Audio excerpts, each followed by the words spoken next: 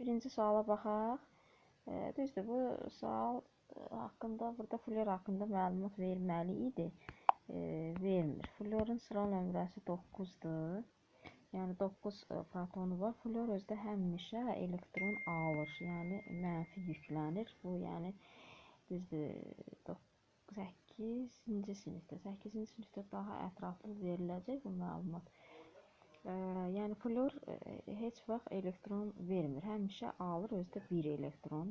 Bu florun üçün indi onun bəzi qaydaları var. Onu inşallah gələcəkdə deyiləcək. Yadda saxlayaq ki, flor həmişə elektron alandır. Özdə mənfi 1 yüklənir. Yəni 1 elektron alır. 9 idi, 1 elektron alır, olur 10 elektron. İndi bizə də burada deyir ki, hər prosesdə M atomu flor atomuna 1 elektron verir. İndi burada baxırıq ki, flor 6 flor var. Deməli, hərəsindən 1 elektron verib. Elektron, yəni 1 elektron görürsüz qəbul edir də. Flor həmişə mənfi yüklənir.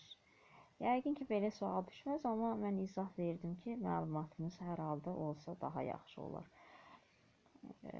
Hər flor 1 elektron qəbul eləyirsə, burada da 6 flor deməli neçə elektron qəbul eləyir? Yəni bu 9 1-in qəbul elədi, digər flor da 1-in qəbul elədi. Yəni bu şəkildə 6 flor 6 elektron qəbul eləyir hansı atomdan? M atomundan.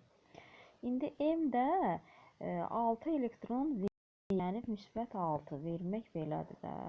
Verəndən sonra deyir, bunların elektron sayları bir-birinə bərabər olur. Yəni florun neçə elektronu var qəbul eləyəndə? 10. Deməli bununki də 10 olur. Başlanğıcda onda bunun 16 elektronu var imiş ki, hərəsinə 1 verib qalıb 10 elektron. Ona görə doğru variant 16 olacaq D variantı.